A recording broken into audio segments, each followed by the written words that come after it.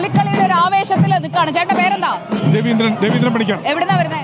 ഗുരുവായൂർ വരെ. പുലിക്കളി കാണാൻ എത്ര കാലമായിട്ട് വരുന്നുണ്ട്? ആദ്യമായിട്ടാണോ? ഞാൻ പല പ്രാവശ്യം വരാറുണ്ട്, ഒരു 5-6 കൊല്ലമായിട്ട് വരാറുണ്ട്. ഒറ്റ ചോദ്യം, ഏറ്റവും ഇഷ്ടപ്പെട്ട പുലി വേഷം ഏതാ? ഇന്നത്തെ കരിമ്പുലിയും മറ്റുള്ള കരിമ്പുലി. അർജുൻ കല്യാണം കരിമ്പുലിക്ക് കൂട്ടില്ലാതിരിക്കും. കരിമ്പുലി സൂപ്പറായിട്ട്. അപ്പൊ കരിമ്പുലിക്കാർ ഒരു ക്ഷയിക്കാൻ കൊടുത്തോ? അടിപൊളി. അങ്ങനെ കരിമ്പുലിക്ക് ഒരാളായി, ഹാപ്പി ആയില്ലേ? സന്തോഷം. അപ്പോ ചേട്ടൻ ഒരു പടം എടുക്കണം. നമുക്ക് നമ്മുടെ ജെയ്സണും അതുപോലെ തന്നെ ദീപക് മലയും അവിടുത്തെ കാര്യങ്ങളൊക്കെ ഇങ്ങനെ പറഞ്ഞുകൊണ്ടിരിക്കുകയായിരുന്നു. അപ്പോൾ പല പ്രായത്തിലുള്ള ആൾക്കാരാണ് ഈ പുലിക്കളി കാണാനായിട്ട്, പുലിക്കളി ആസ്വദിച്ചുകൊണ്ട് ഇങ്ങനെ ഇരിക്കുന്നത്. അപ്പോൾ പുലിക്കൊട്ട് മുറുകുമ്പോൾ, പുലിത്താളം മുറുകുമ്പോൾ അതിനനുസരിച്ച് ചൂട് വെക്കുന്ന ആൾക്കാരെ നമുക്ക് കാണാം.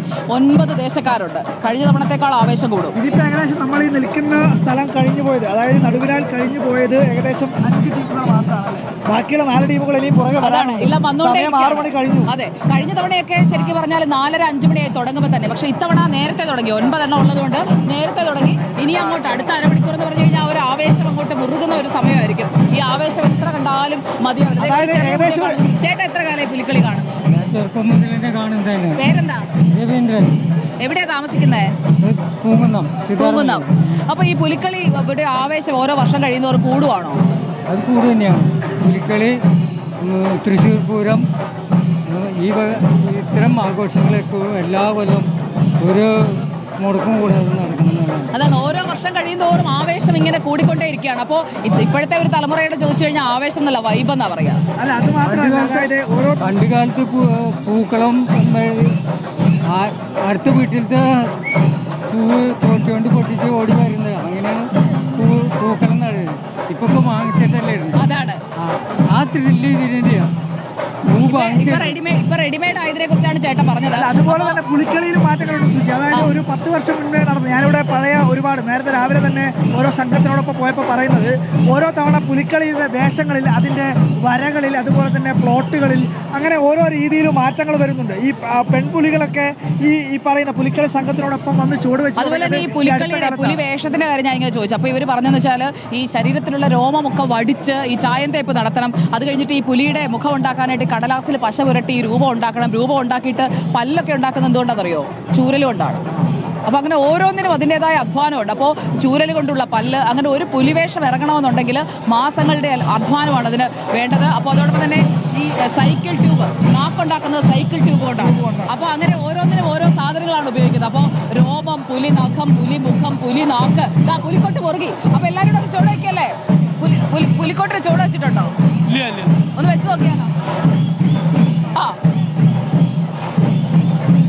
കേട്ടോ, പുലിക്കൊട്ട് മുറുകിയാൽ ആരായാലും ചുവട് വയ്ക്കുക. അപ്പൊ അതിൽ ആപാലവൃത്തം ജനങ്ങൾ ഒരുപോലെ പുലിക്കൊട്ടിനൊത്ത് താളം ഇങ്ങനെ പതിഞ്ഞു തുടങ്ങി, അതിങ്ങനെ മുറുകി വരുമ്പോ കേട്ടോ, തീർച്ചയായിട്ടും ഒന്ന് മുറുകി പിന്നെ വീണ്ടും താഴും.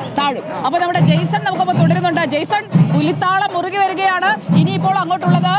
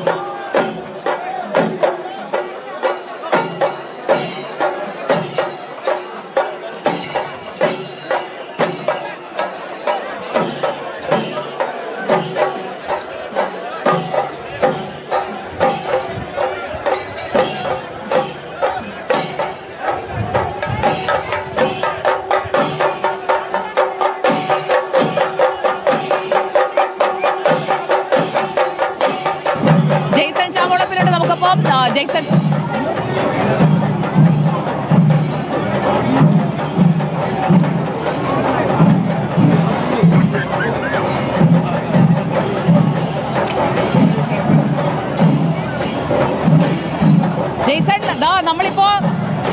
ജെയ്സൺ ഇപ്പോൾ സമയം നമ്മൾ നോക്കിക്കഴിഞ്ഞാൽ സമയം കുറേ ആയി. നമ്മൾ 4 മണിക്ക് തുടങ്ങിയതാണ്, ഇപ്പോൾ 6 മണി കഴിഞ്ഞ് 10 മിനിറ്റ് ആവുകയാണ്. ഇനിയിപ്പോൾ എത്ര ദേശങ്ങളുടെ പുലിക്കളി സംഘങ്ങളാണ് കടന്നു വരാനായിട്ടുള്ളത്? നടുവിലാലിൽ ആവേശം അതിന്റെ ഒരു പരകോടിയിലേക്ക് എത്തിയിരിക്കുകയാണ് ജെയ്സൺ.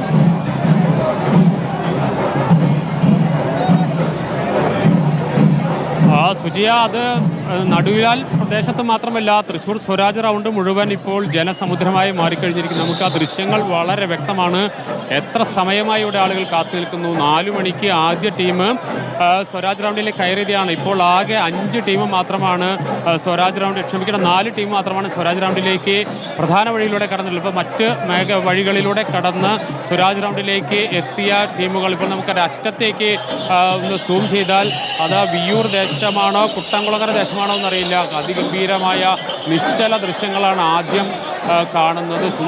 ടെമ്പിൽ ഇനി സന്ധ്യയോട് അടുക്കുന്നതോടുകൂടി, സൂര്യൻ അസ്തമിക്കുന്നതോടുകൂടി ഇതുവരെ കണ്ട ഒരു പുലികളിയല്ല കാണാൻ പോകുന്നത്. അതിൻ്റെ വൈബ് അങ്ങ് മാറും.